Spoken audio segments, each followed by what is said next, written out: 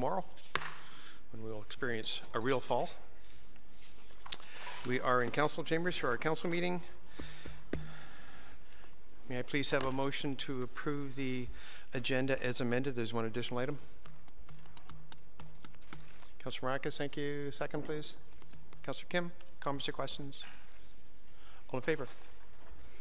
Contrary? That is carried. Thank you. Councillors, declarations of pecuniary interest and general nature thereof, please. Seeing none, we will start off. We have two presentations. We have Adrian Wong, Recreation Supervisor, Aquatics and Fitness, and Jill Foster, CEO of the library. Welcome.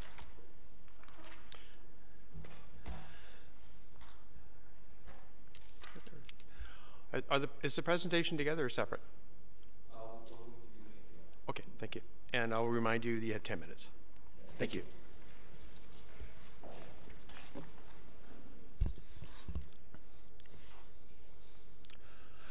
Good evening, Mayor Daw and members of council. Thank you for this opportunity to recognize the recreation staff and the library staff for their rescue efforts on May 30th and July 31st of 2017. On May 30th, the recreation staff responded to a medical emergency at the Stronach Aurora Recreation Complex, where there was an unconscious, non-breathing individual in the pool. The lifeguards quickly identified and responded to the individual, cleared the pool, and called 911. Lifeguards performed CPR and used the automated external defibrillator. Soon after, Central, York Fire Services, and York EMS were on the scene, and the individual was taken to the hospital for further treatment. The recreation team provided support through managing the scene, directing bystanders, and providing a critical incident stress diffusing session for our staff who responded to the incident. Their level of training and preparedness, communication, and teamwork were all contributing factors to the success of the rescue. Today, we are very fortunate to have Mr. Osti, the victim of the incident, present with us today. I would like to call upon Mr. Osti to come and say a few words to our lifeguards that were here today.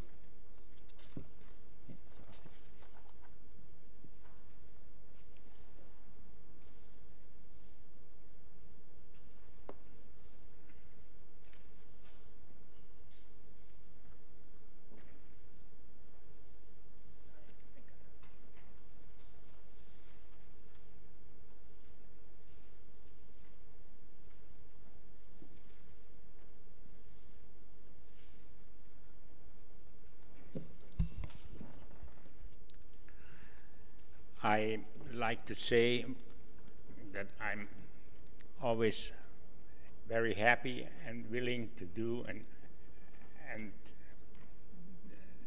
the part of it is that this was all me, and I did not got the chance of getting everything in the throat. So, but my wife, she's my What best. What happened on May the 30th, Tuesday morning, like usual, everything is fine, and he goes lane swimming. But you did only a few rows, started going down. The gentleman behind Fred kind of threw him over the edge of the pool deck, and the lifeguards instantly came running, pulled him out of the pool, started working at him. Poor Fred does not remember, but he must have heard my story many times. So that girl said he's got no pulse. And everybody is just shaking. No pulse. Again, it seemed like forever, but they got a pulse. They said he opened his eyes, and then emergency personnel came. Many policemen, policewomen, firemen, unbelievable. And all the staff were so caring and so helpful. And these 4 lifeguards, Gwenda, Jennifer, Nicole, and Adrian, they are Fred's guardian angels. I hope they will do much more for our community, and may God bless them. Thank you all.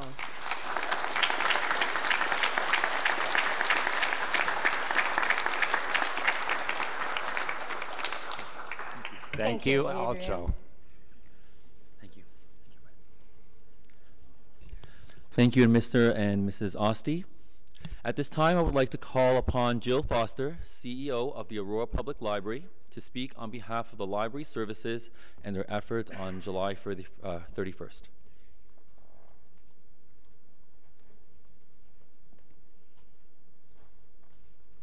Good evening, everyone. On the afternoon of July 31st, my staff was alerted by a member of the public, Mr. Angelo De Placebo. I don't think he's here tonight, but if I'm mistaken, I would like to recognize him. We did call him. He alerted at the staff that an individual had collapsed in the lobby washroom at the library. Risha Mandelkorn and Ashley Nunn-Smith went to assist, and while Mr. De Placebo spoke to the 911 operator, they administered CPR and used the defibrillator as directed. They continued CPR until Central York Fire Services, York Regional Police, and York Region EMS arrived and transported the gentleman to the hospital. I know I speak for all my staff in expressing my appreciation and admiration for the quick thinking and decisive action of our 2 colleagues, Risha and Ashley. I'm proud of my library staff for the work that they do day in and day out, but tonight surely is special. And to everyone's great relief, the victim's wife made the effort to come into the library shortly after the incident to tell us all that her husband was resting and would recover, and that was the best news of all. So I'm really proud to present, to be here at this presentation tonight.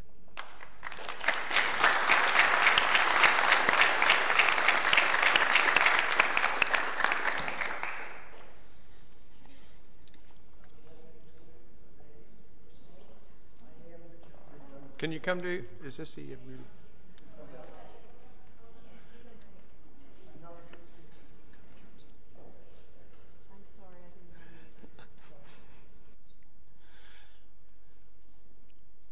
I would like to thank the ladies for the opportunity, excuse me, of a second chance. It's very important. I realize that I'm an older gentleman, but to have the opportunity to... Closer to the microphone, sir? Oh, sorry. Thank you. Have the opportunity to basically be given the second chance is amazing. And I would like to say in closing, I do thank the ladies extremely. Thank you very, very much.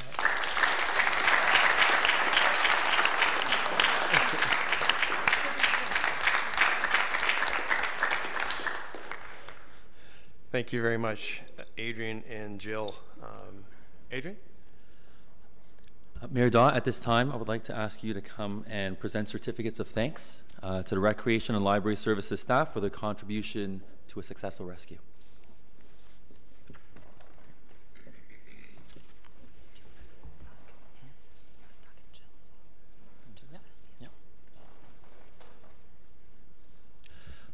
May I ask Doug and Jill to come and present as well to the library staff and recreation staff? Thank you. Okay. Just gonna lay it around.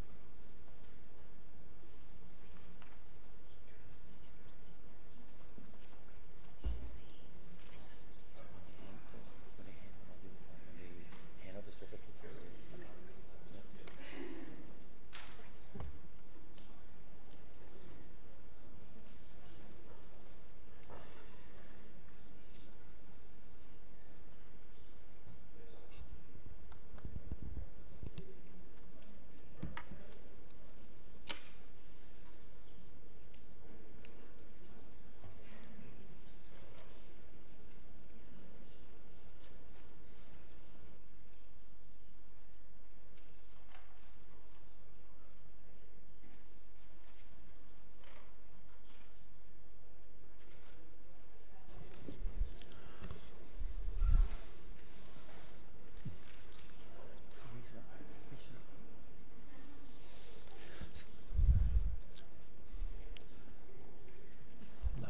So from left to right, we have Risha from the library.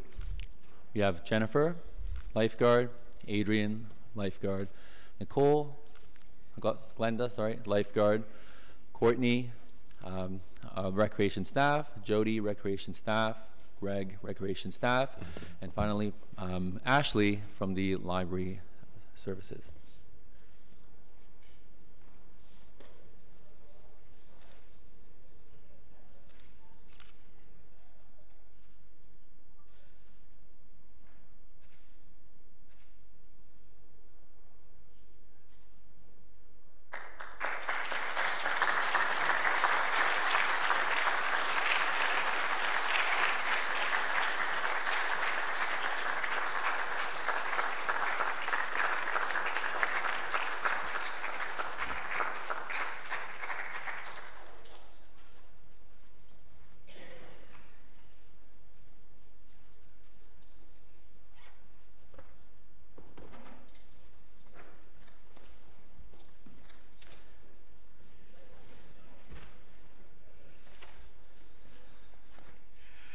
We sometimes wonder why we go through these arduous training exercises. Now we know.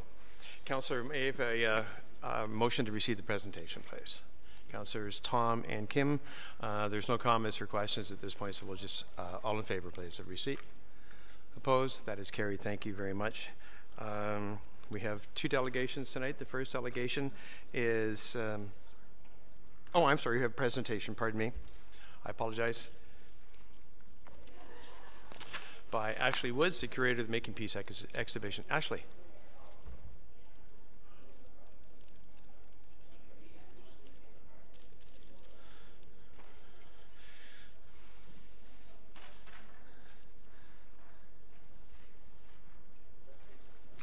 Let's remind you, sir, you have 10 minutes. Indeed. Thank you. All right. Good evening, councillors, ladies and gentlemen.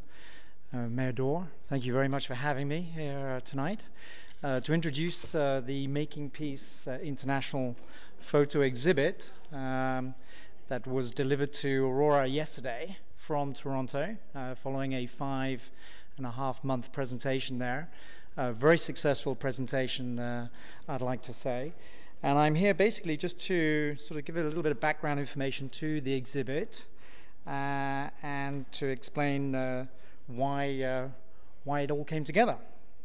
So let me just start by going through the presentation behind here.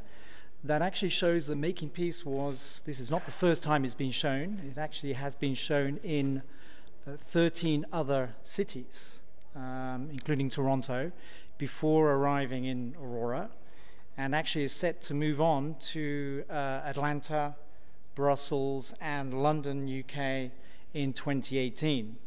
So the first time this exhibit was presented, it is indeed the largest outdoor exhibit of its kind in the world, and I'd like to think that it's also the most important because it tries to explain what peace is all about. So this is an educational exhibition. There is an educator's guide that follows this exhibit, and we do actively reach out to schools everywhere this exhibit is shown. We've already started doing so here in Aurora. So it originated in Geneva back in 2010.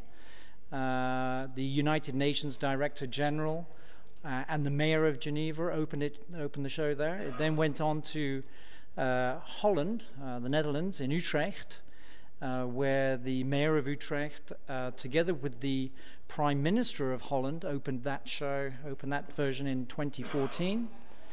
It then went on to the Nobel Museum, where I worked very closely with the curators of the Nobel Museum to adapt that show for indoor use. They actually recorded the highest attendance figures that the museum has ever had. They had over 110,000 visitors over a 5-month period. In fact, on the opening night alone, we had 6,000 people queuing up outside the museum itself, which was absolutely amazing. It stayed open until 2 o'clock in the morning so that everybody could actually have get into the museum and see the show.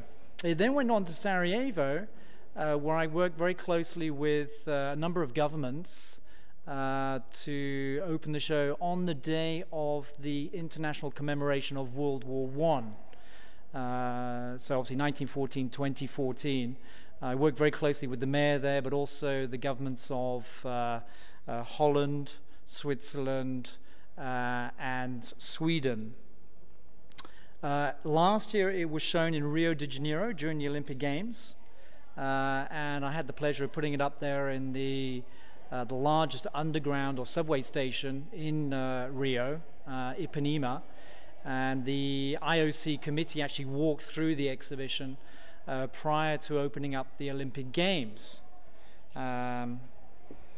It then went on to open in a number of North African cities in Arabic, including Sfax. Sfax was actually last year's capital of Arab culture. There we have Tunis, and that's where I had the opportunity of working quite closely with the Canadian government. Here we have Carol McQueen, Canadian ambassador, bringing students from the Canadian school to see the show, and duly I gave them a guided tour around the show as well. They all received the educator's guide and were able to use the pictures, photographs that they saw in the exhibition creatively in the classroom afterwards. So that's what you see, and that's what the show looks like, or looked like in Toronto. And it's these stands that have now been moved to Aurora yesterday afternoon. There we go. Here's a couple of shots that I took of the delivery of the exhibition, placement of the show in the town park, and there it is actually in place in the town park. So obviously I'd like to just bring our attention to the fact that this exhibition has the aim of introducing the public to peacemaking, and as such it pays tribute to peacemakers around the world. And one of the reasons it actually came to Canada was to pay tribute to Canada's only individual Nobel Peace Prize laureate, and that is Lester B. Pearson. And the exhibition does actually show images that have never been seen in public before. The family, I worked closely with the Pearson family, and actually there's a poster in the exhibit that was given to Pearson by John Lennon back in December 1969, which the family thought was lost for 45 years. And Barb Hanna brought it to show me a number of months ago before we opened the show, brought in a red box and said, you know, maybe this would be of interest to you. And that has never been seen in public before, and of course is in the show that will open on Wednesday next week in the town park. And in fact, for the opening, I think we're extremely glad to have Barb Hanna come to that opening with the original of the poster as well. So she'll be bringing that poster signed by John Lennon with her on Wednesday next week. Of course, this exhibition, when I was asked to put it together by a Nobel laureate organization based in Geneva, my first question to them was, well, I have no idea what peace is all about. You know, tell me more about peace, right?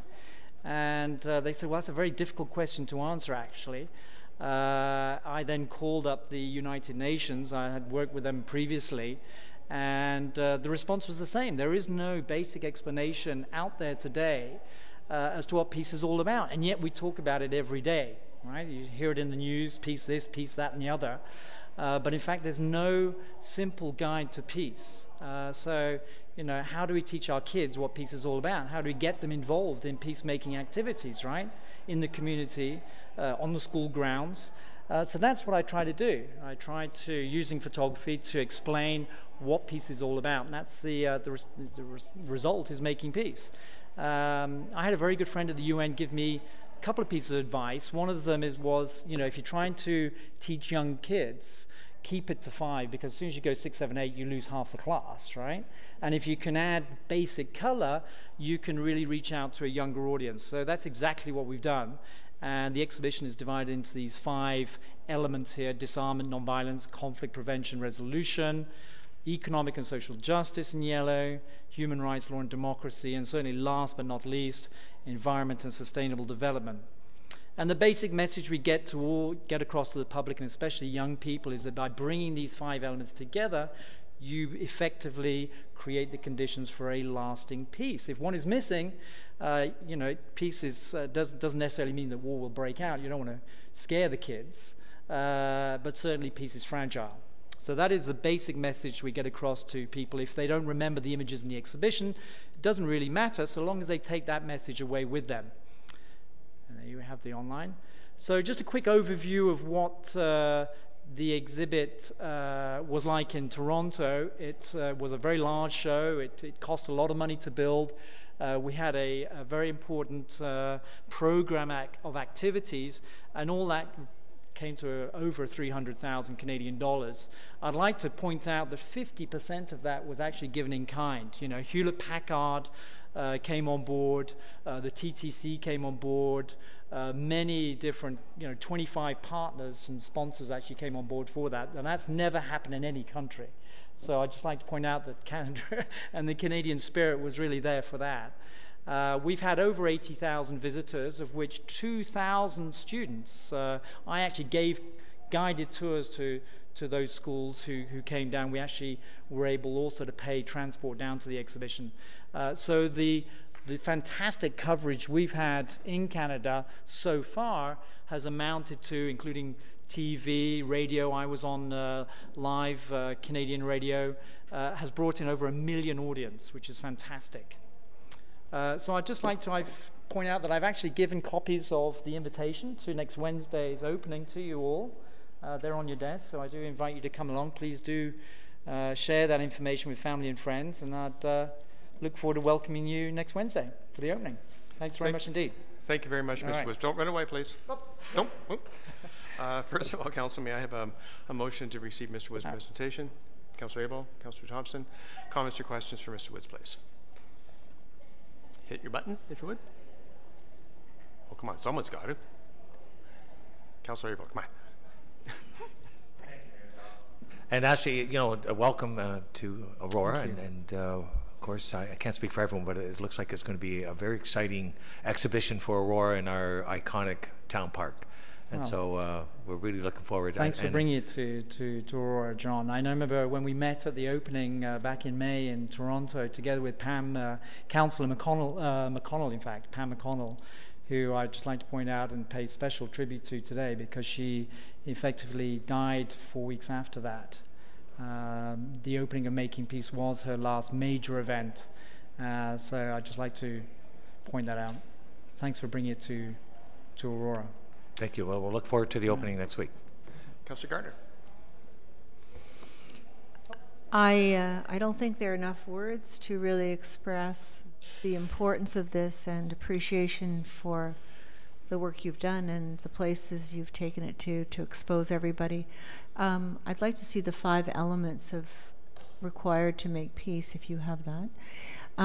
Also, thank you to Councillor Abel for bringing it to our attention, and it's just a wonderful, wonderful exhibit. Thank you very much indeed. Thanks. Thank you, Council. Mr. Woods, your timing is quite unique. I'm just currently watching the PBS Vietnam War special. Oh. Which is well worth watching for anyone, I think, especially for those of us who grew up in the 60s. Not me, but who did that? But it's really quite unique, and I'm looking forward to attending next week. So thank you very much for coming to Aurora. Thank you very much indeed. Thanks. Council, I'm sorry, Councillor Gardner, pardon me. But is it possible to put this slide that says the 5 elements that need to be in place? Yeah, let me go back. Oh, no, sorry.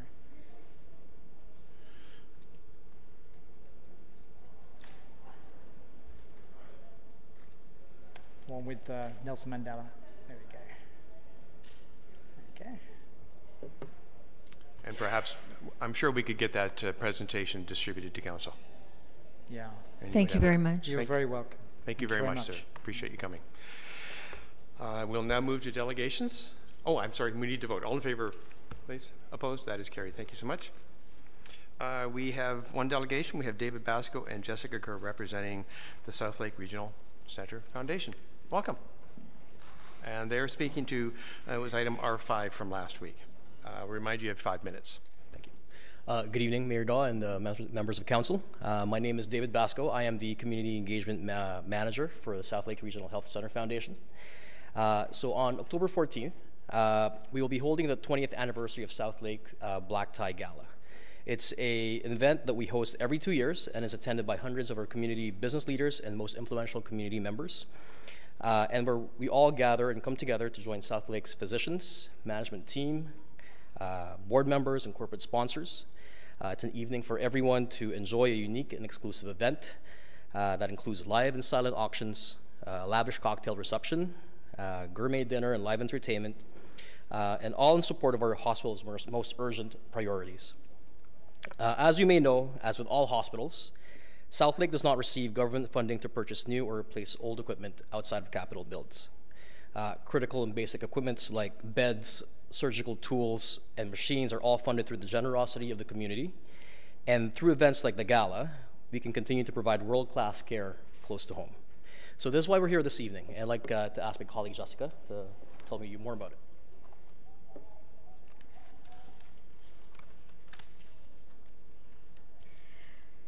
First of all, we'd like to thank all of you for all of your generosity for not only the previous galas, but all of our signature events that we've had. Through the donations of Parkettes, we have been able to raise over $200,000 to support the urgent needs of our hospital. Items like building the residential hospice, the cancer center, and purchasing new beds for our patient rooms. This would not have been possible without the generous donations from this town and our community. And that's what brings us here today. We are requesting the opportunity to have the naming rights in perpetuity to a parkette in Northeast Aurora. This would be sold to the highest bidder at the Gala's live auction. All proceeds raised will support the most urgent needs of our hospital. We rely on our generous community to support the most critical needs across the hospital so that we can continue to provide the highest quality of care that our patients expect and deserve. Funds will help us provide our clinical staff with the tools they need to make miracles happen every single day. We hope that you can help us transform lives through this donation. We thank you for your time and consideration. Do we have any questions? Thank you very much, Jessica and David. First of all, may I have a motion to receive and refer? Councillor Tom, thank you. Councillor Thompson, comments or questions for the delegates? Councillor Gartner, Councillor Thompson. Thank you. I recently heard something, and I'd just like to know if it's true, that the government funds, I guess the provincial government funds 90% of the capital costs, but actually that's 65% of all the costs that a hospital needs to operate. So for something like the Gala, how much of your funding comes from fundraising, if you happen to know a percent? We don't have the actual percentage, but we definitely rely on sponsorships and donations to make this Gala happen. Thank you, and it's unfortunate that the government doesn't fund more of our operating costs. So the rest basically is up to the taxpayers and those who are going to the Gala. Councillor Thompson, please. Thank you for being here this evening. I think we all recognize the importance of our hospital, and we all want to be supportive of it. I think a question came up last week when we were talking about this, about whether or not there will be a minimum bid for the naming rights to that parkette. I think we'd certainly like to see it go for as high as a figure as possible, because we know the money will be put to good use, but at the same time we want to make sure that there's at least some sort of minimum value associated to it, because we think it's obviously a great opportunity. And so I guess I don't know if you can weigh in whether or not there is plans to put a minimum value to it. We are in discussion with that.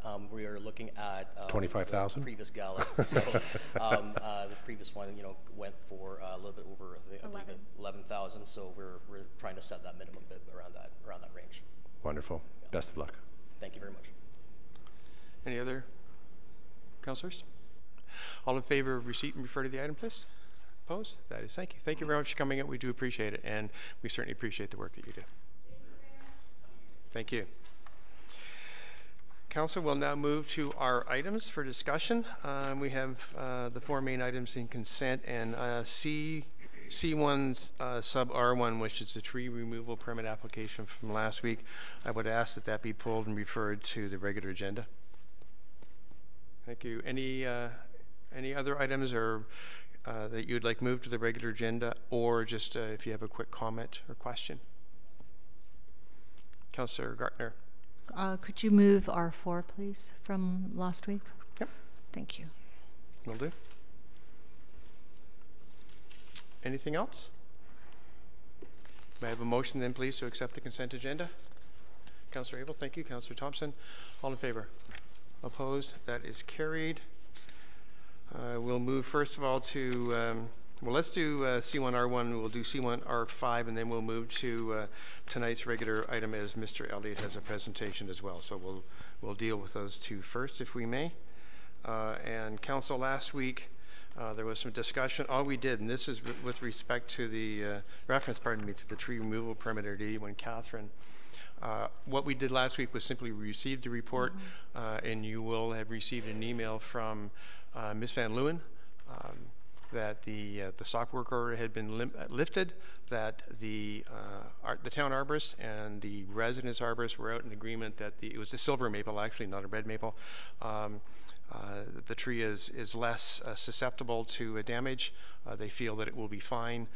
And so my suggestion is that if we could put option 2, which is council approve the permit partially to allow the 4 spruce trees, white pines, excuse me, white spruce to be removed, and deny the removal of the 2, in this case not red maples but silver maples.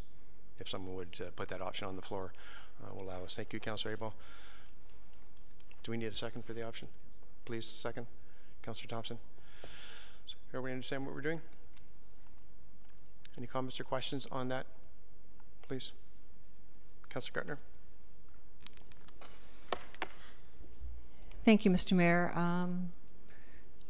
And I'm speaking on behalf of the spruce trees. This is a heritage conservation area. There are to be no trees removed from this area unless they are damaged or diseased. And I think, personally, it's up to council to uphold the policy,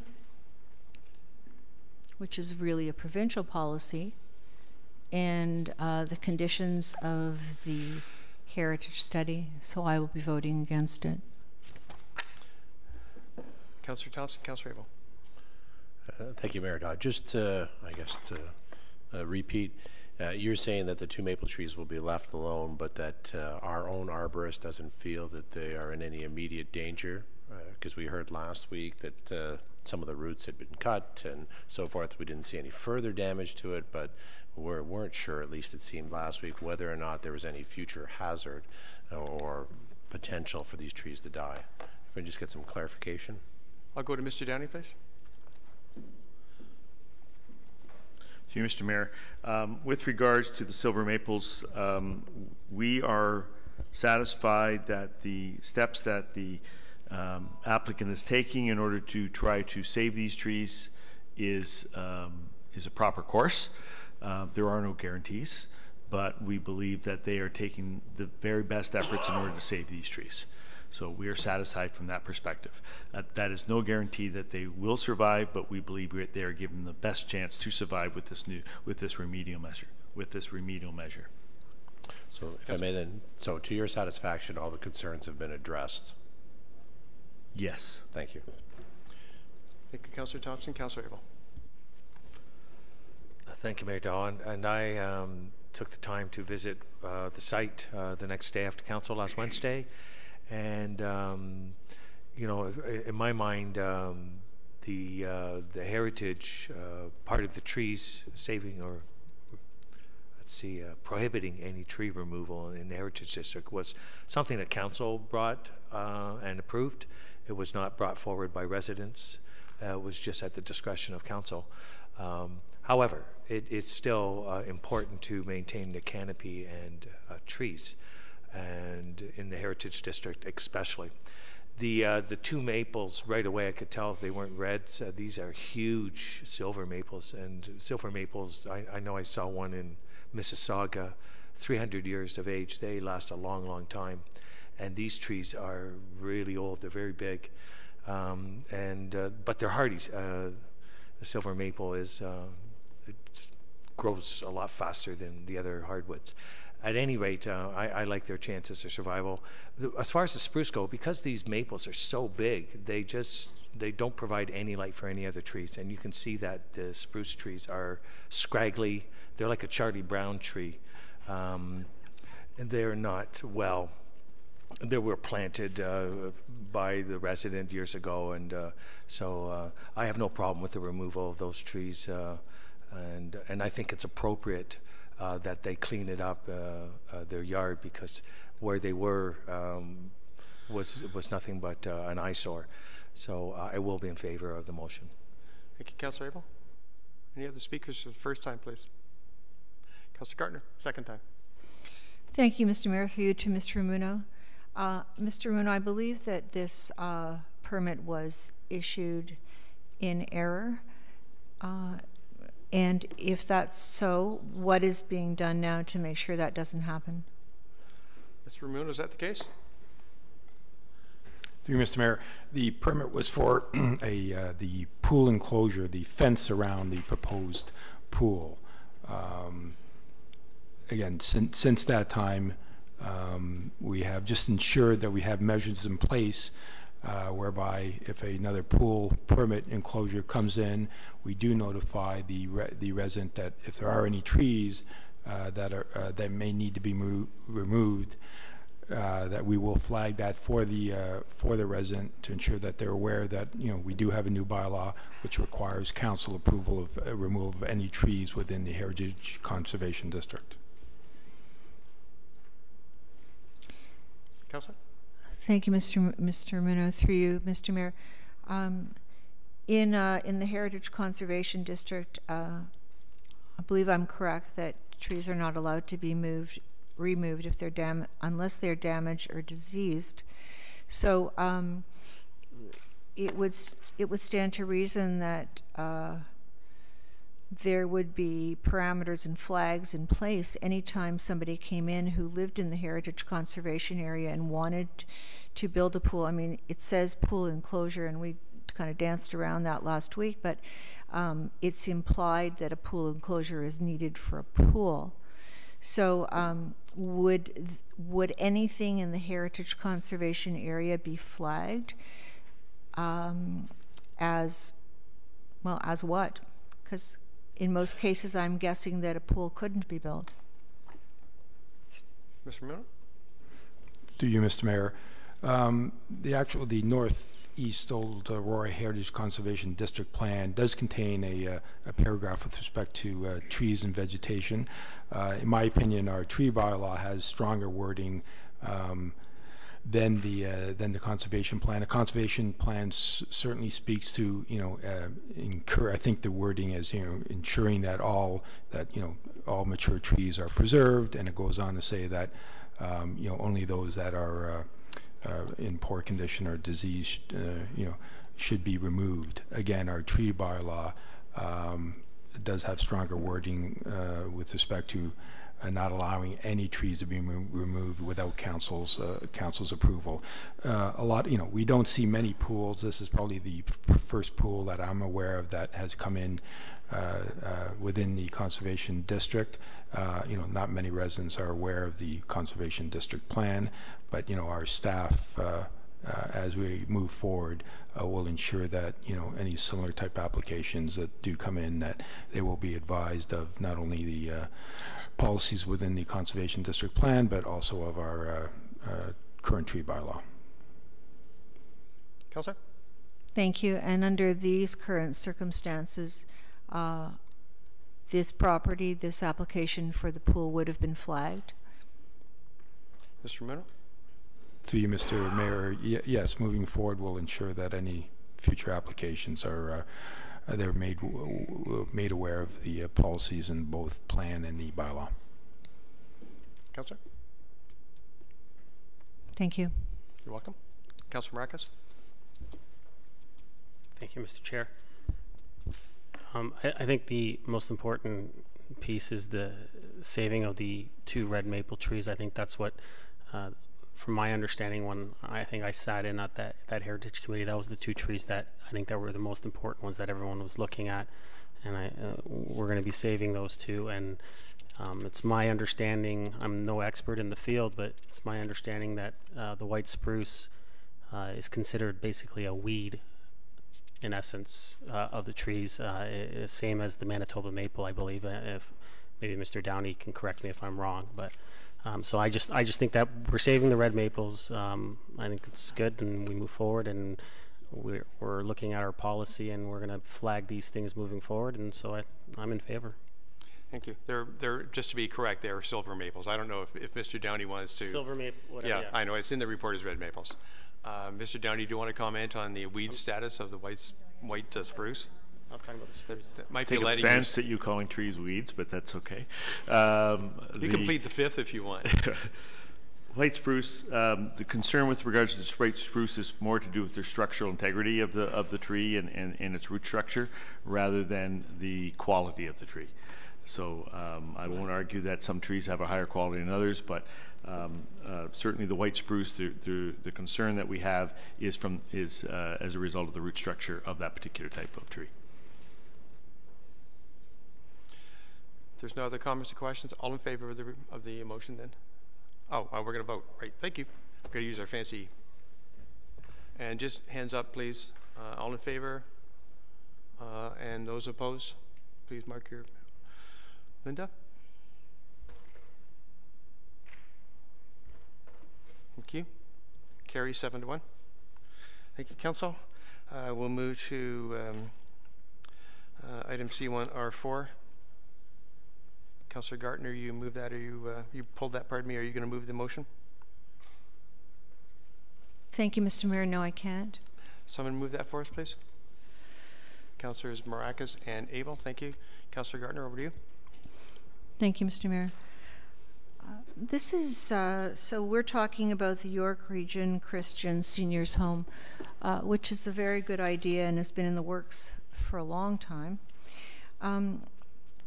My objection is that this is the second time Council will approve an official plan amendment to permit increase in the number of floors for a care facility and a seniors home.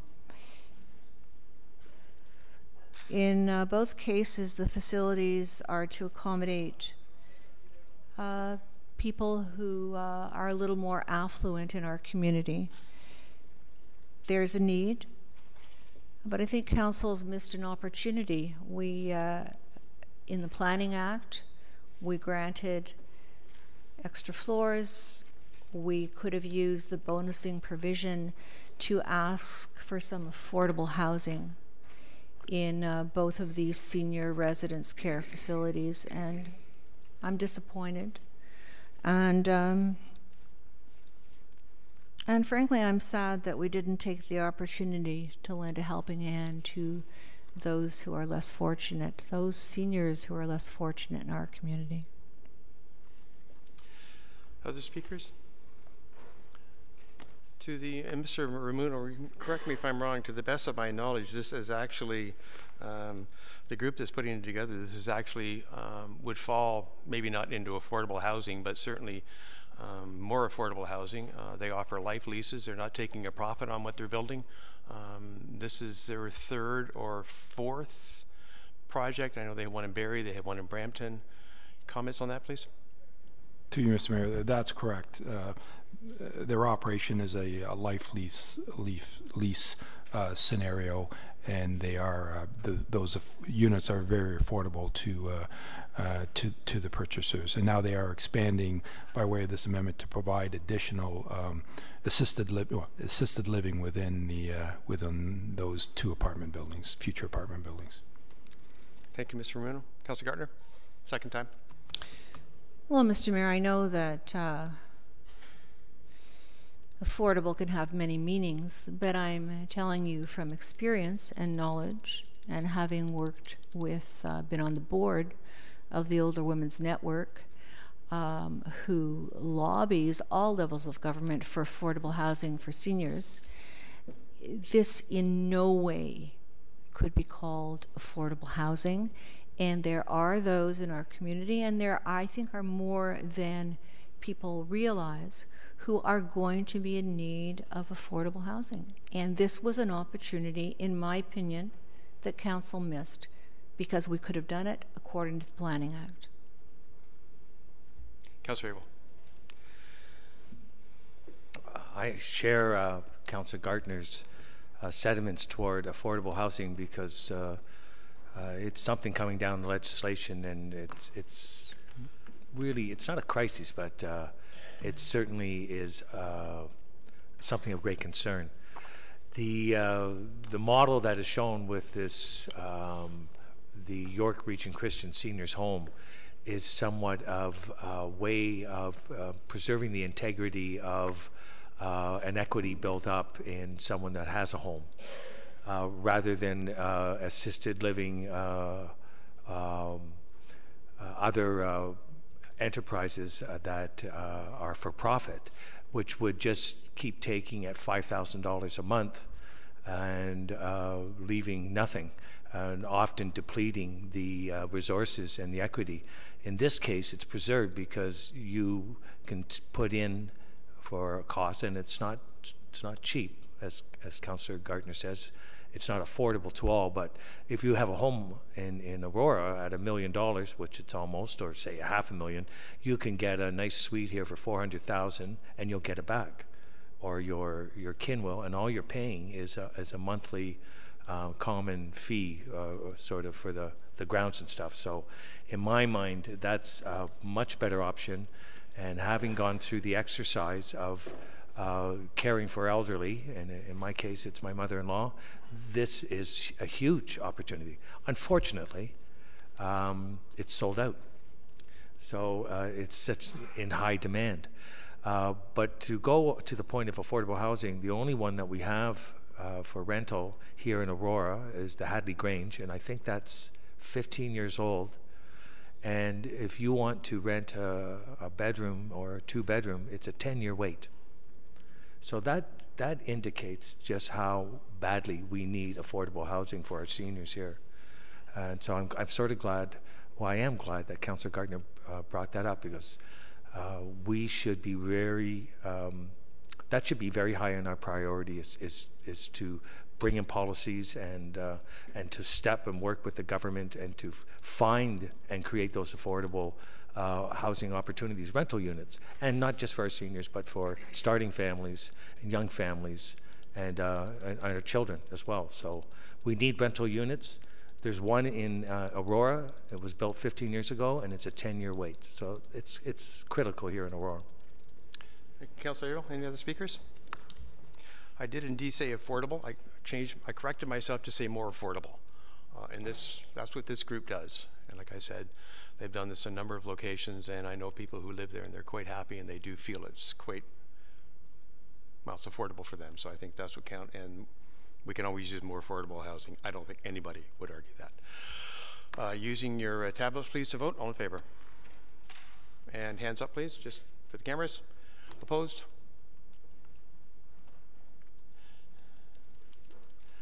We have 8. Linda, we're good? Carries 7-1. Thank you.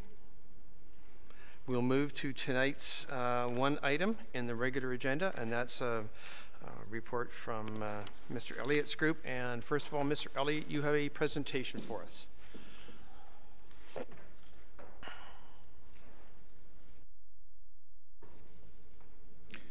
Good evening, Mr. Mayor and members of council. Thank you for giving me the opportunity to speak to you briefly. You have before you a presentation slide deck. I'm going to walk you through that. We are continuing to invest in our infrastructure, which is what the role of council is to do, is to make sure that Aurora is looked after today for tomorrow. And so we are doing that in a big way this year. 2018 capital budgets. What are we doing tonight? No decisions, no approvals, so we can just relax for a bit. I'm just here to set the context for our next capital review meeting, which is in 2 weeks. The Saturday following Thanksgiving. So tonight I'm going to walk you through some highlights of the 10-year capital investment plan, introduce the 2018 capital budget, and then hopefully our copier, which is having a little issue in the back room, will be finished and we'll be able to distribute for you your materials that you'll take away and review in detail for that Saturday meeting. So we're going to have for you the 10-year capital investment plan that you can look through that. That's the whole 10-year window. You can see what's coming down the road, what's ahead, and the estimated costs. The funding is in there. And then also behind that will be the detailed 2018 capital budget. And so that's the first year of the 10-year plan. Those are the priority projects that staff have identified using the asset management plan principles. And so we will then talk about both of those on the Saturday meeting. How did we get here? We have made some significant strides in our financial sustainability as a corporation. We've got this consolidated 10-year capital investment plan. It looks at not just our existing assets, it looks at the assets that we plan to build and buy, and other special studies and things that come and would otherwise create hiccups in our operating budgets. We have been building our annual cash to capital reserve contributions. They're healthy, they need to continue to be healthy, and they need to continue to increase, and we'll see some of that tonight here in this presentation. We've been ensuring alignment between the town's approved asset management plan with our 10-year capital plan and our annual capital plan. And so we make sure that the priorities are set, that we're looking down the road, that we're spending what we have, we're budgeting for what we need, and that it's all going to come together at the appropriate time. Our staff are trying desperately to maximize the town's access to grant monies that are available from the feds or from the province, and we've been very successful in many of those efforts. Sometimes, unfortunately, Aurora is seen to be quite healthy financially or quite affluent financially, and we get denied because I guess the sense is we distribute our grant funding based on need as opposed to opportunity. We have approved in recent years some council budget principles and a budget process of council, and that has worked out very well. Our Finance Advisory Committee helped build that, and we continue to follow that, and we'll be reviewing those with the new term of council. The Finance Advisory Committee, which is new this term, has also completed 2 detailed level budget reviews on 2 different departments, the IES group and on the Parks and Rec group. And so they know that the budgets are well balanced and well proportioned and appropriately set. We identified some issues that will have to come forward in the budget, in the operating budgets, and we've done a number of those. We've got a few more this year. And so that committee has been really contributing well to the whole budget approval process in this room. We've also increased and stepped up our financial management and the accountability of financial management to each of our departments. And we're discussing finances at the ELT table almost every month. And so that has really stepped up the financial acumen and the attention that it's getting from each of the directors and each of the managers. Some financial context, if you wanted to go bragging, the town is worth about $530 million in assets, $500 million. Our cash and investments are over $100 million. That's 2016. Our amortized value, the net book value of our assets, is about $452 million. We contribute $4.6 million a year to our reserves for capital, and those contributions represent approximately 78% of the book amortization value. So that's the accounting amortization. It's not relative to the replacement cost of our assets, and so we're still quite a bit behind. The initial goal is to get to 100% of amortization but ultimately the need is in excess of that. So we continue to plug away at our contributions to reserves.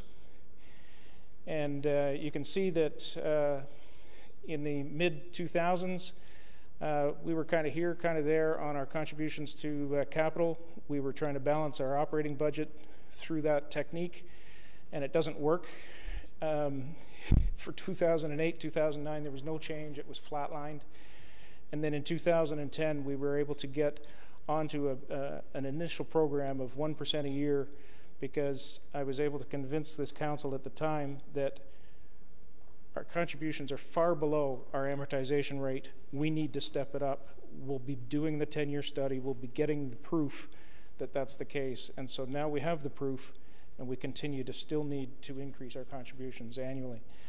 But I'm very grateful that council has seen fit to make these wise investments in our future and build our reserves wisely and in a healthy manner that's balanced with community need and ability to pay. Our asset consumption ratio, we're a relatively new town. We continue to invest. We've got a big surge of new assets coming online with the 2C developments. Right now, our assets are only about 27% used up. So if you think of your car, if you trade your car every 100,000 kilometers, we've got about 27,000 kilometers on our collective car. And so that's what that means. Some pieces are near replacement, some pieces are slightly overdue for replacement, and some are brand new. But overall, we're about 27% used up. What do we own? There's a lot of detail on this slide. Here's the $452 million of net capital assets. A lot of it is in the underground, the bright blue, or the large blue slide. That's the underground. Our land and land improvements, those are our parks. The green is roads, lighting, and sidewalks, so on the surface, linear surface assets. The purple is our buildings, assets that are in construction. The orange is parks and rec. Those are more recreation and fitness facilities. The light blue, bridges and other structures, fleet and equipment, and library collection and IT assets rounded out. And so we have a diverse set of assets. They all have different funding needs. They all have different timing. They all last different ages, and they're all susceptible to damage in different ways. So our asset managers look after that, and we've got an asset manager for each of those categories. Reserve funds and how we are, we're sitting with, oh, there's no total on this page, I'm sorry. Over $110 million. And the reserve funds primarily have the hydro sale investment reserve funds there, 37.2. New infrastructure reserves set aside for that. That includes development charges. That includes cash to capital and other special purpose contributions, cash in lieu of parkland. Infrastructure sustainability is for our existing assets, and stabilization reserves. And so those are all there. The special purpose reserves are things like our trails reserve and some of our sponsorship reserves and so on. So they're all in there, but we are in good shape. But as you can see, that hydro sale investment reserve fund does make up a large portion of our investment portfolio, and it continues to grow with its interest. Let's look at our 10-year capital plan. The 10-year capital plan is going to show you the 2017 plus 10 years. Because you've already approved your 2017, but we show it for comparator, plus the next 10 years, including the 2018. There's in that project, there's 324 projects with a total value of $262 million of planned investment over the next 10 years. There's 219 repair and replacement projects, 47% of the spend, roads representing about 57% of that. Water-related infrastructure being 18% of that, and then lots of other stuff. In the growth and new, it's about 51% of our portfolio, and there's 78 projects in there. That includes the new community center that you're considering, and the new fire hall that's already been approved, and we've just got the funding in the budget this year to build that project. Right now, it's in design. So when I spoke earlier about the reserves, this is a complex graph, and I've showed it many years in the past. This is updated for today, when we look at our repair and replacement reserves only, not our growth and new assets, or not our growth and new projects, just the repair and replacement, the dark blue bars is the annual capital spend across the way. So you could see how it fluctuates. And if we didn't have reserves, we would have fluctuating pressure on our tax rate. And that's not what anyone wants. And so we stabilize that with straight line contributions to reserves. The light green bar is the balance in the reserve fund overall for R&R replacement reserves. And so when we put money in, then we draw it out with the blue bar. The red line represents the actual contribution that we are putting in from the taxpayer into those reserves. And it's just under $4 million a year. And when we factor in our planned increments to that over the 10-year plan, and those increments are set out in the report, you can see at the end, we end up with at the end of the 10 years, we end up with the green bar being higher than the average spend. Our goal is to try to get that green bar to be twice the average spend in that 10-year window. That gives the buffer for fluctuations year to year. And so we end up with a healthy position if we continue our planned contribution increases. If we don't, if we flatline where we are today, this is what that graph looks like if we continue to spend what's planned in the 10-year capital plan. The 10-year capital plan is based on what we expect is needed to maintain the infrastructure in working order. And so you can see that that reserve balance just goes into the tank. And so it's very important that we make those contribution increases so that we end up in a healthy position like this. Turning our attention to the 2018 capital budget, it's very significant. It's a very large budget this year. There's a number of large things in it. The repair and replacement of capital assets is large at $13.4 million. Our growth in new infrastructure is $27 million. This is going to be the largest annual capital budget that we've had in 10 or 15 years. In the growth in new, we have the new fire hall. We also have build out of the Hallmark playfields. And so there's a lot of capital that's in those, but we knew that it was coming. We've got the funding planned, and we're able to accommodate that. We have studies at other at 605 for a total capital budget of $41 million. For comparison purposes, we've got in the report that's before you tonight the comparisons of what we were last year's 10-year capital plan forecasted for this year and how they compare. And so I was looking at the growth in new infrastructure. Last year we were anticipating that it might be about $19 or $18 million for this year. We're at 27 because we had the fire hall actually in the prior year, and it got delayed and put into this year, and so that's why it's a little bit different than we had first thought. But we're in good shape. Financially, we're ready for this. We're able to afford it, and our directors assure us that we can deliver on these projects. So just looking at this, what is in there, there's our 2018 is $13 million. Our historical 5-year average for R&R spending is 9.3. And much of it, of course, is in our roads. And a number of months ago, you heard from our manager of infrastructure, Anka Mihail, who brought to you a roads replacement program and service level plan. This is sort of kicking that into high gear and getting those roads caught up. And so there's a lot of road work in this project this year. But we were anticipating that. In our growth and new, you can see there's the new fire hall and the training facility. You've got the Hallmark ball diamonds, other parks and rec items, and lots of other stuff in there. But those two are the key drivers that are making it larger than normal for us this year. Our historical 5-year spend is $9.8 million. This time it's 27, but we knew it was coming. So what are the next steps? See you on Saturday the 14th at 9 o'clock. We ask you to review our budget binder that we hope to have distributed to you tonight. Look through tabs 3 through 7. I'd encourage you to take a copy of this presentation, put it in that binder at the front. Even if you've got a hard copy of the report from tonight, stick it in that binder. That would be helpful. And I'll walk you through the 10-year capital plan. Again, we'll field some questions on that. Then we'll get into the detailed sheets for the 2018 capital projects. I'd encourage you to review this before we get to that Saturday. Speak with the department heads if you can beforehand with any questions. It will speed our day. It will speed the discussion, and it'll give you greater assurance having had those conversations beforehand, and we'll have the facts ready for answers on those days. So I look forward to that. The committee recommendations following the debates at Budget Committee will go from Budget Committee straight back to Council. It will not be coming back to GC. Mr. Mayor, those are my comments for tonight. I'd be pleased to answer any questions. Thank you very much, Mr. Elliott.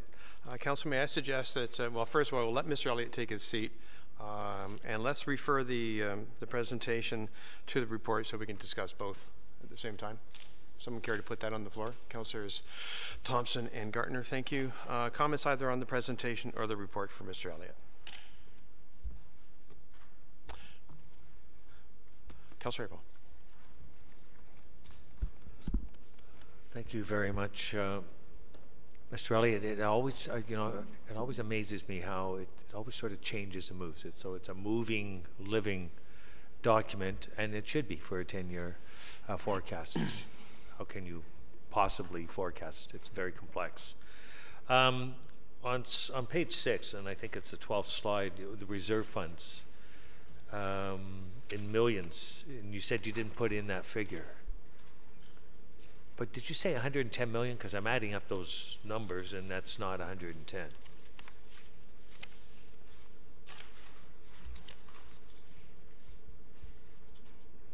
After owned assets. I'm told that the quick math on that, I'm sorry, is 84.3. I used 110 from the previous slides. That's total cash and investments and other things. So my apologies. $84.3 million is the reserve portfolio. Thank you. And you showed the difference with the flat line that we're using, Mr. Elliott. How we have to increase with no increments. Now we've been, if I'm looking, I remember last term we were able to commit to 1% for the 4 years we were there, and then this term we're more moving. It's moving down below 1%, and so when you say with no increment, do you mean no increment from the 1%? Mr. Elliott? Through you, Mr. Chair, no increment would be no 1% in the future years. So we're on a track to say we need 1% for fiscal strategies. Out of that, we're reducing our reliance on hydro interest this year. One last step. We're also trying to cut back on our supplementary tax revenue reserves or reliance. Yep. And the rest is capital contribution increase. So the flat line scenario would be no increase to the capital contributions. So what we're using, so when you showed that graph, R&R with increments, and then you showed it with no increments. So with That's increments right. is us putting in the 1% in that. That's correct. So if we continue along those lines, I mean, we could always put more, but that is more or less satisfactory under the circumstances. So we should be encouraged to keep commitment to that. And as you say, that's a wise investment for our future. Mr. Elliott? Absolutely. Wise investment. We know that we're only looking at a 10-year horizon. A lot of the assets that are in this plan are longer life than 10 years. Roads are 15 to 20. And so behind the 10-year window is more that's coming. We don't know how it's distributed quite yet, but we're getting better at that. And we shoot for that target at the end of the 10 years so that we can say over 10 years, it's okay. You can have a little buffer. You can have ups and downs in that journey.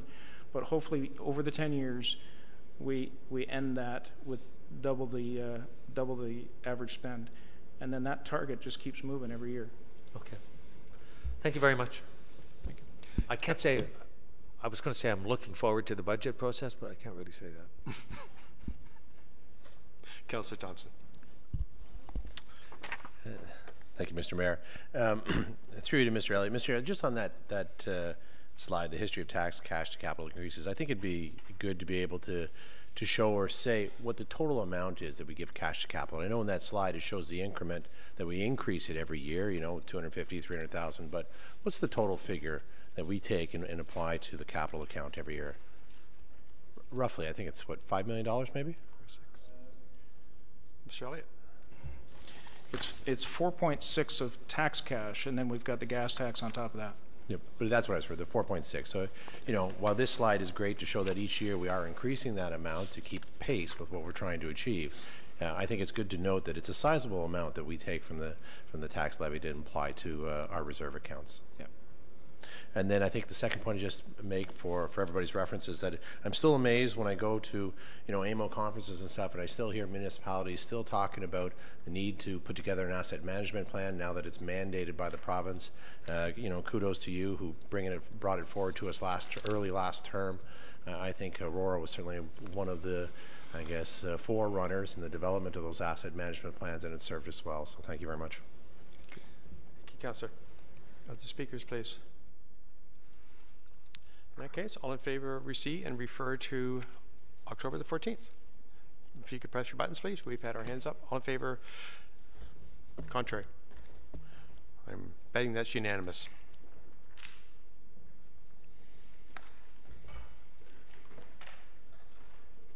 We've missed somebody.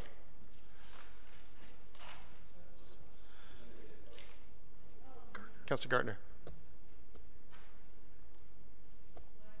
That's okay. Thank you, Mr. Elliott. We're just all excited about the 14th. Councillor Abel secretly is looking forward to that meeting.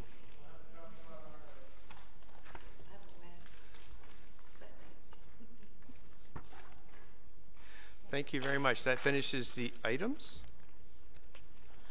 We'll flip back to motions, please. And we just have the one from Councillor Marcus. Councillor Marcus? I'll move as is. I'm sorry, I missed that. Councillor Gardner, what's your name? Hundred was distracting me. Move as is. Thank you. Councillor Humphreys wants to second it. Councillor Marcus. Thank you, Mr. Chair. This came forward through the fact of we always talk about downtown revitalization, and I think that we're going through some exciting times, I think, moving forward within the Library Square Cultural Precinct area. And I think this is an opportunity for us to create a new event. Sorry. It's okay. To create a new event that could get in on the ground floor before we get to that development of the area that can, in essence, help showcase the area and get the residents engaged in the area, coming back down and make it that gathering place that we've always been talking about, and help promote it. I think having an Aurora Christmas Market is something that would be unique while it's held in Toronto. There's nothing, I think, that if we do it right, that would be held north of Toronto, and I think this is an opportunity not only for economic development, but also for from a tourism perspective, to bring people from around the area if it's done right. And I think that with our staff, I think it can be done right. When I look at it, I envision lights, I envision the setup with the market booths, hot chocolate being served, maybe a licensed area possibly, kids skating, and just everyone just having a good time, residents getting together, talking, and just being in the area of the downtown. So as the motion reads, right now I'm just looking for council's approval to have staff look at creating the event, what the cost would be associated with it, and what dates it could be held on, and for that to come back for us to for an approval at that point. So I'm not actually thinking of asking council for approval tonight for the actual event, so I think it's pretty straightforward. And as far as dates, my preferred date would be probably the Christmas parade, Santa Under the Stars. I think it's a great way to piggyback on a very successful event we have, and it would be able to, I think, lend well to have everyone already down there, and then have them after the parade go into Library Square and have a nice get-together and an event in the area. So I'll leave it at that, and I'd like to hear what my colleagues have to say. Councillor Humphries. Thank you, through Mr. Mayor. And I'm really excited about this motion, Councillor Marcus, and thank you for bringing it forward. I think it's a great start to launch exactly what we have been striving for the last 2 terms and previous to that. So really excited about it. I'd love to know what date you'd like the report back, if we can get an actual date, because I believe the parade is November 26th, I believe. So I hope it's not American Thanksgiving. Anyway, it's the perfect scenario in terms of participation. You've got people downtown anyway, so it'll give everyone an opportunity to go and enjoy the market and you know, start the thought process around what we'll be doing. So I really love that it's going to be one, but hopefully one of annual beginning. So thank you very much. And can we put a date of this coming back? 25th of October. Okay, thanks. November. No, I'm sorry. The actual budget for our consideration. Should we have a date for it coming back? Sometime. Okay, thanks. Councillor Thompson. Thank you. I certainly support the motion. I think I'll be interested to see what staff come back with regards to ideas about how to put this event together, as well as potential dates. I just want to clarify the 3rd clause that Councillor Maracus is also asking that it be included in the budget for 2018 as well. Councillor Maracus. Thank you, through you, Mr. Chair.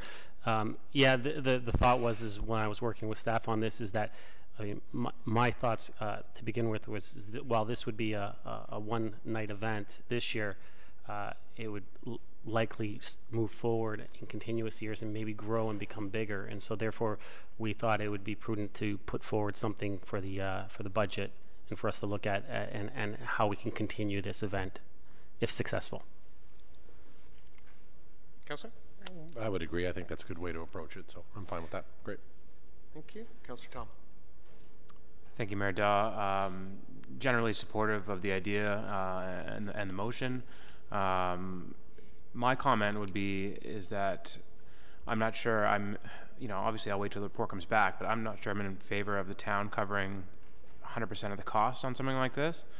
And my comment that I would hope would be brought forward in the report as part of this would be that staff look into ways to partner with community groups and our business community to diffuse some of the funding away from just tax dollars or town funds. I think that there'd be opportunities in working with perhaps the farmers market or local restaurants, local food vendors, local establishments, as well as some of the churches in the area as well. This is going to be a Christmas market. And so my hope in that report, when it comes back, is that it includes some creative ways that we can perhaps partner with our community members so that it's just not a total town cost, because I just think that this is something that's best when we partner with our community members. Thank you, Mr. Mayor. Thank you, Councillor Tom. Councillor Gardner. Thank you. I think it's a great idea. I think when the report comes back, perhaps ideas about how we can ensure that our downtown businesses are incorporated into this if they want to.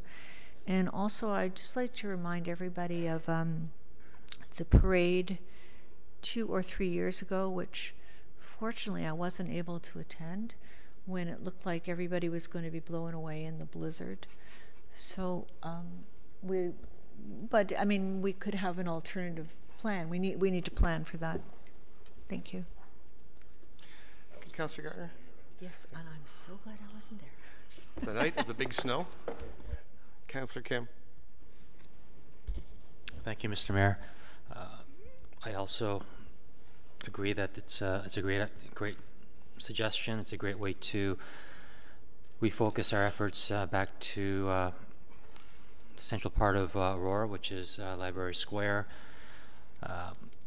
We know all the trickle-down effects and all the economic benefits, and we have the June Street Festival, which is much larger in scale. But when you have something like this, and certainly before and after the Christmas parade, or the Santa Claus parade, that people can stick around, because it's always kind of a just kind of a quick, what do you call, gap in activity once the parade is over. You know, you just kind of go home. So this would be something that would retain people in the Library Square area. Through you, Mr. Mayor, to Mr. Marakis or Councilor Marakis, could this be an opportunity to change our Christmas tree lighting ceremony to Library Square? Through you, Mr. Chair, most definitely. I've, as everyone around the table knows, I've always envisioned whatever we do and create that civic square, that I would love to see the Christmas tree lighting occur in Library Square. And so I think this would be also an opportunity to showcase that and get to that point sooner rather than later. So, Councilor Kim. Thank you. That's all. I would be in support of the motion. Thank you. I'm supportive of the concept. I'm not supportive of the name because, quite frankly, I don't feel it's inclusive. So I'll support the concept. I would like to see it's just who I am and how I feel. And I think it places a rather, and Mr. Downey will come back with a report, and so we'll take his lead on this. But and while the day of the Santa Claus Parade, which is the 25th of November, sounds like a fun way to do it, places, I think, an incredible burden on staff, so I'll be looking forward to see what he has to say from his staff's point of view on that. Second time around, no, Councillor Abel, you haven't spoken yet.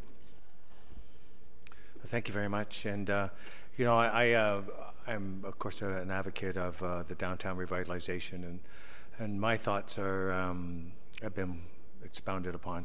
But I did mention, when I have talked about sort of my ideas and sharing, and appreciate sharing the thoughts, the Heritage Distillery area down in downtown Toronto, they make it a Christmas market, and they run it for weeks.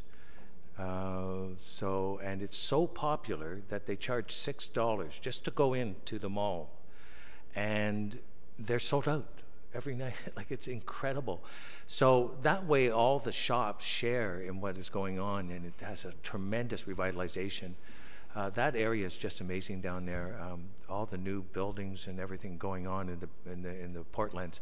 But anyways, they run that market for a long time, and they put the lights up. And but my point is that it enhances all the businesses, and it lasts more than one day, and attracts a lot of people. And also, when it's cold, people are shopping inside.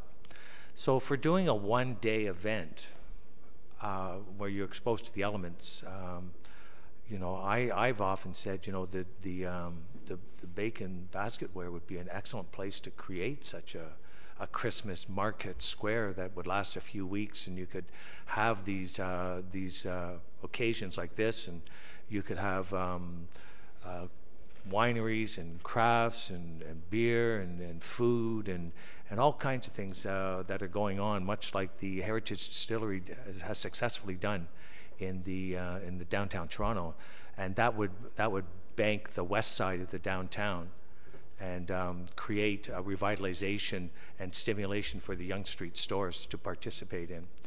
I do know the seniors have a one-day Christmas bazaar. I think it's called a holiday bazaar, and it's very successful. It's their most. It's our seniors. It's the biggest fundraising day they have, and so they should be involved in some of the thoughts that are going on there.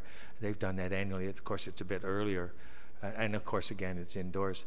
And I think the only thing perhaps I could ask you, Mr. Mayor, the Library Square, is it going to be what it is now, or is it going to be ripped down, or is it going to be ripped down and built? Like, I'm missing something there in that Library Square.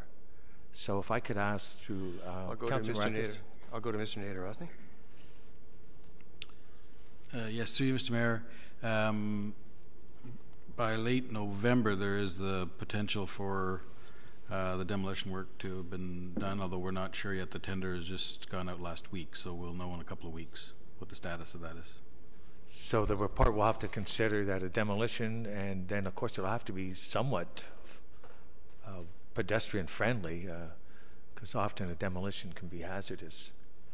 So, I mean, I think a perfect place for it is in the Armory. It's central, it's right in our downtown, it's a cultural precinct, one-day event, it's sheltered, it's ready. So I don't know if that's going to be written into the report. Mr. Nadarozny, is that a consideration, or is it going to be outdoors on a demolition site? And I guess we're going to have to get it paved. And through Mr. Mayor, we definitely wouldn't get it paved because it's potentially a site for future development. But we'll look at the Armory and other locations as well in the area as part of the report. Very good. Well, I've always been in support of a Christmas market in downtown Aurora. Mine was just a little different. My thought was more of like a distillery sort of area in the bacon basketware and the development there. And it's a little more long-term and inclusive. Councilor Marcus. Thank you, Mr. Chair. It's great to hear all the positive comments around the table. Yeah, you know, the idea is that there's not enough time to put on an extensive 2-3 week market in this time frame right now. And so the idea was, you know, from my conversations when I brought this up with staff, was well, how can we introduce this and get it to that point? And the idea is to have one night this year and grow it, and eventually get to where it's maybe next year we move to 1 night a week for 4 weeks leading up to Christmas, and then from there we move to you know 2 weeks straight every evening. The whole point of having a outdoor market is to have it outdoor. That's the unique thing about it. That's what makes the Distillery District unique, is that it's outdoor. Yes, there's indoor, but we have a beautiful historical building in Library Square, the Cultural Center. As I sit on the board, I've had some conversations just in passing about this, and you know, and the thought is they would like to be a part of this at some point when we discuss this, and if this gets passed. And you know, I've had some conversations with the chamber. I've had conversations with the library, and the thought is that they would all like to be involved in this, you know, and that's how we can collaborate with all of these you know, community partners within the community to get involved in this. So you know, we have the Cultural Center where people can go inside. If it is too cold, the library, there can be exhibits or activities within those buildings. So there's many opportunities, but as far as it being a one-night event, that's just for this year. I think that I envision it, and I think the majority of people envision it to be to grow into something very similar to the Distillery District, and quite frankly, better, because we're Aurora. Councillor Humphries. Thank you, Mr. Mayor. And actually, along Councillor Marcus's points, I meant to mention the first time I spoke is that some of the local businesses have already relayed their excitement on the motion on the table, and would absolutely see themselves open that evening. So there may be vendors around the Library Square, but all the businesses in downtown core would be open and join in the festivities, maybe serve hot chocolate in and out of the stores. They would collaborate together. So even on the one night, I think would be an absolutely amazing evening to have as many of the businesses involved and open if they could be. It only absolutely promotes economic development, and people are there already.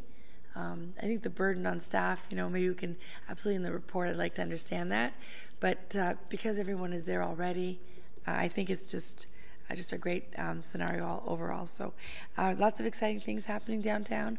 There's some new business owners that have purchased some of the buildings there, and some great things are happening. They're excited about what we're doing, the growth there, the new residences in the area, and they know that it's a great time for them to open some businesses. So I think it's the more we celebrate early, you know, in this fashion, I think the better it will be. Thanks.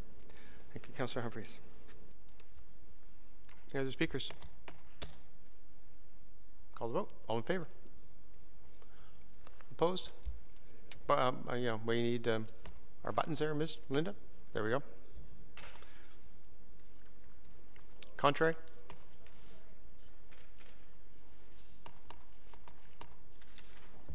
It's carried. Thank you, Councillor Marcus. We will go to new business. I think it's your turn to start, Councillor Kim. I'm sorry, the regional report? That's not out, is it? It's not out. New business, Councillor Kim.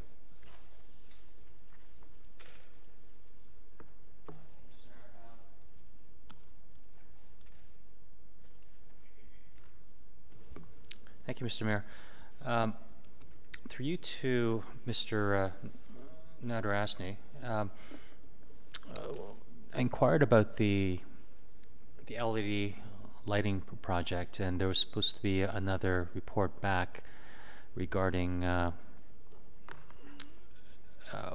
why the further delay and about the potential lack of savings being recovered by LAS. When would that report be coming to us? I thought that would have been here in this cycle. Mr. Nadarasny, please. That's yours.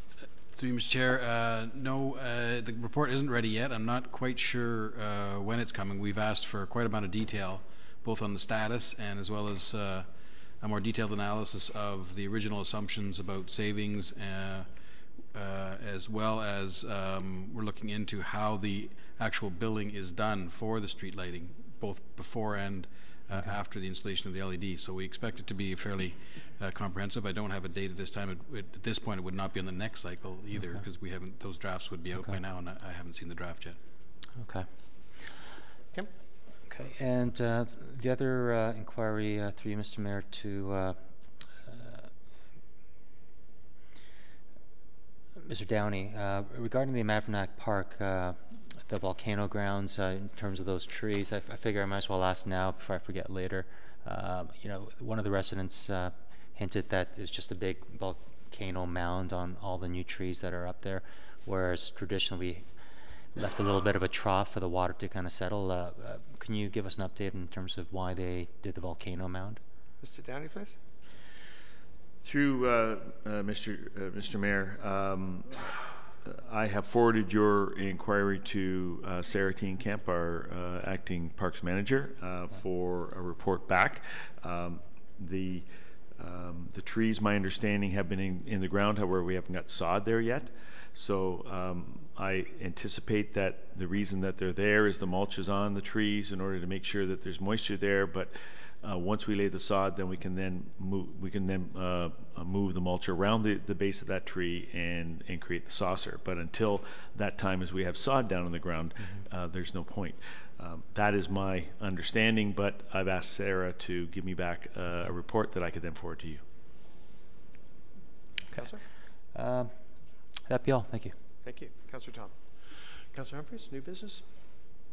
Through you, Mr. Mayor.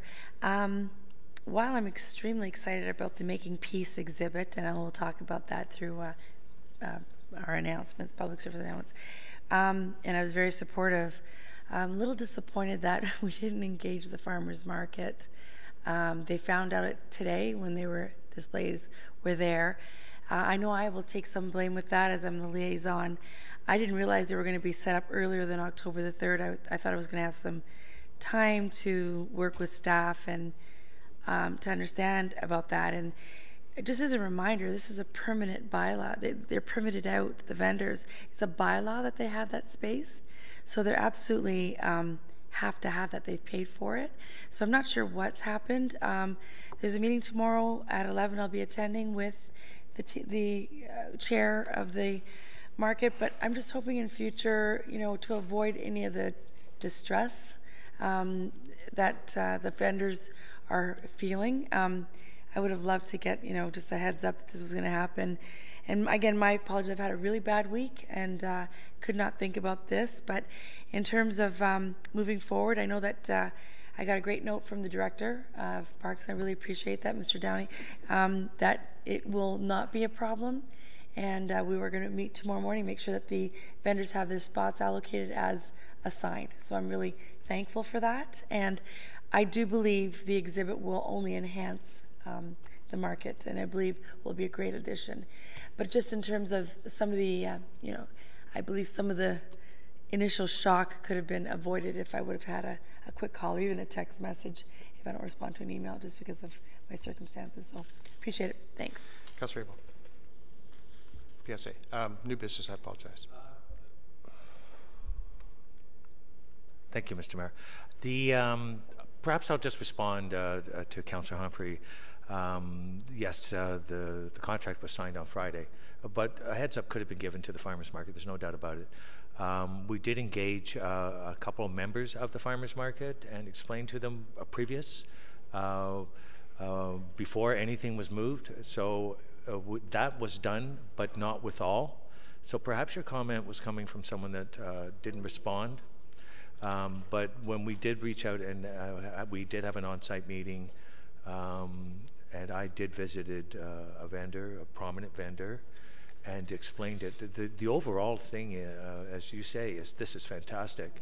The one thing they want to be sure of is that their permit spots are available. So, of course, just so everyone sort of knows, the street is where the farmers are, and the park portion is where the artisans are. And they're the ones that are sort of impacted, but they're much like a placement. Well, it's like a fridge, but strategically placed so that for the next 4 weeks they'll be able to easily manage and create traffic for themselves. And I'll be with you at the meeting, and hopefully those that express concerns, which are justified, because they had no idea or input, and this has been in the going on making for weeks. So a couple of casual comments I did make to people. I don't think they understood exactly what was going on. So a collaboration always works great, and I'm confident that that'll work out.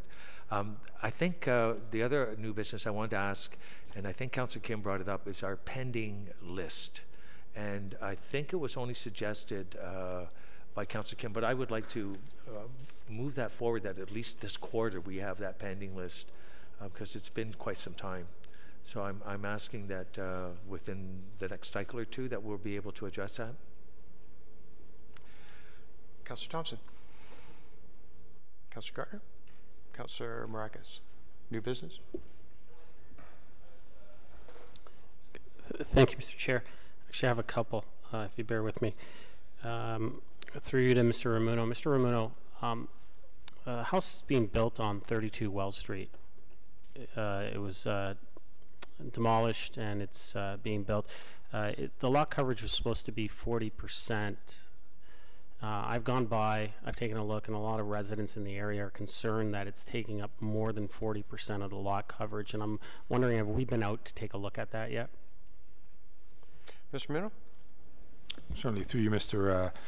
Mayor. Yes, we have, because the issue came up, I believe, at our Heritage Advisory Committee as well. The owner of 32 Wells back in May received a variances increased lot coverage from 35 to 40%. He received his permit, began construction, so he's in compliance with the 40% coverage. Councillor? Thank you. And just as a follow-up, if the builder needs access to the neighboring property, and that would fall under the right of access bylaw, correct? And they would have to give 3-day notice to access their property, or could they just go onto the neighboring property right away? Mr. Through you, Mr. Mayor. I'm not sure if they require access through their neighbor's property. I mean, typically it's a good practice when there's new construction to work with your neighbors. If workers do need to get by, use a bit of the side yard. I'm not sure if that's been an issue in this case, but based on what we've seen, he's in compliance, and I think he has room to carry on construction within his own property. Councillor? Thank you, Mr. Ramuno. I do have a few more things on this one. Maybe we'll take it offline and we'll have a more in-depth discussion. But there are a few concerns as far as how they're handling their portion of complying to the construction mitigation plan and making sure that they're following all of our guidelines. So if we can have that discussion offline, that'd be great. And second, through you, Mr. Chair, I don't know if this is more of a comment, but with the development at the Treasure Hill development happening at Yonge and Wellington, when we discussed this back when it was in front of us, many of us had concerns as far as parking along Irwin and Machel, and we wanted to take some proactive measures and looking at what we can do to control the parking on those streets, and we ended up not really doing much about it. And here we are now today, and I'm finding a lot of residents that live in that area are contacting me and having major issues with construction and contractors, subcontractors parking all over that street and taking up the whole street, and there's no parking available for the residents that live in the area. So I mean, I don't know what we can do at this point, but I think we need to do something. We have to figure out something. So I don't know if staff can look at what ways we can look at doing something to relieve this pressure from the residents of not being able to have parking on the streets that they live on. So I'll just leave that as a comment. And then lastly, I have one more through you, Mr. Chair. Mr. Ramuno, with all the we had the conversation about the trucks on Bathurst in the Geranium development, and we have. I know that there's the sweepers going by, and with some of the residents, they're not really doing that great of a job. It's just getting really sloppy out there. But is there any thoughts to possibly to make it a more safe access for residents when they're leaving onto Bathurst to put up temporary lights? Is that a possibility where they have those construction temporary lights? Could we do that? Mr. Ramuno? Through you, Mr. Mayor. I mean, it's something we'd have to take up with York Region. So it's something that we could investigate. I mean, the one thing I can add is they're nearing their completion of the topsoil removal stage. I think they're probably less than 2 weeks, and they'll be complete that portion of the construction. You know, set of lights, temporary lights, is something that we would need to discuss with York Region. Councilor? Thank you, and maybe if you could have that discussion with them and look into it and just see if it's something that we could possibly do, and if it's not on this one, I'd like to think that we can, but if it's not, maybe it's something that we can look at for future projects that are of this size in an infill manner within a stable neighborhood. So maybe we could look at doing that for future ones. Thank you. Councilor Maracas, start with you with the PSAs. Oh, I'm sorry, Councilor Kim had something. Thank you, Mr. Mayor. I just noticed Ms. Bartholomew sitting there and triggered a reminder to myself. Through you to Mr. Nadarasny, a couple of weeks ago, I asked you about an update on the discussions that were left with the Highland Gate Ratepayers executive team and the residents living adjacent to Highland Gate regarding the how they work around some of the lighting issues with the minutes of settlement. I was under the impression that we'd be informed or get updated in terms of how that was going. I'm wondering if you have an update for us, or should we be expecting an update? Mr. Nadarasny? To you, Mr. Mayor, staff will be bringing forward a report similar to the kind of report we did for Maverick Park, where all the final things will be worked out, and we'll summarize them and bring them to council for your information. So the construction, of course, isn't nothing's going to happen on that till next season. So I don't have a date yet, but it's coming. PSAs, Councilor Maracas. Thank you. Councilor Gardner. Thank you, Mr. Mayor. I attended the Queen's York Rangers 50th anniversary union on Saturday night at the Legion. Wow. A sincere thank you and appreciation to all of those who've undertaken to serve their country on our behalf, and sometimes at great cost. And also I'd like to extend best wishes to those celebrating the Jewish New Year. It is actually a year 5,778. And Yom Kippur will be observed from sundown on September 29th to sundown on September 30th. And it's not a holiday, it's a holy day, because we have to repent for all of our sins. Is one day enough? How long is that going to take? Yeah. Councillor Thompson. Yeah. Councillor Abel. Thank you, Mr. Mayor. And I had the pleasure, in your absence, of a proclamation yesterday. Councillor Marakis was there. It's just fantastic. It is the the Francophone Ontarian proclamation, and there was this great piece of art that was presented to me on which I accepted on your behalf, Mr. Mayor, and showed you. And it's by a young artist, a student. And her last name is Dumont, and her first name is Jay, but I don't know her first name. Anyways, she's read the significance, and I'll give it very, very quickly. The Francophone presence in Ontario dates back more than 400 years, and so you can see in the painting, it was in the 1610 that Étienne Brulé, an intermediate for the French colony, came to explore the rivers and lakes. And so they're still present, that Francophone. So on this work, you see a boat symbolizing the French explorations dating back to the year 1610. Moreover, the boat has a sail. The Franco-Ontarian flag, which was inaugurated in September 25th, 1975, is a unifying symbol for Francophones in Ontario. And so I don't know if you can see, but the green part is got the fleur de lis, or the lily, and shows summer, and the white part is, of course, the trillium, and shows winter. And so that's the significance of the flag. So, and I wanted to thank the schools that came out and the staff that put it together. They sing songs. It's just fantastic. It really is a great celebration. And so I just wanted to give that announcement, Mr. Mayor. Thank you very much. Councillor Humphreys. To you, Mr. Mayor, just two things. One, as a reminder, of course, the Aurora Farmers Market every Saturday, 8 to 1. They will be ending on October the 8th this year, so a little bit of a late, an earlier ending, but please make it out. It's always a great Saturday. The second thing I just wanted to mention is I would like, I've been personally affected by drinking and driving. On Saturday, my father was hit head on by a drunk driver at 1:30 in the afternoon, causing really serious damage. And, you know, I prayed that I would never know anyone that this happened to. And it's incredibly significant in terms of not just for the personal injury of my father and his future, but just the domino effect of what it does for families. So when you're out there, guys, don't drink and drive. Take Uber, stay at a friend, just don't risk it. 55-year-old gentleman decided he would risk it and was twice over the limit. So I just wanted to share that as a reminder.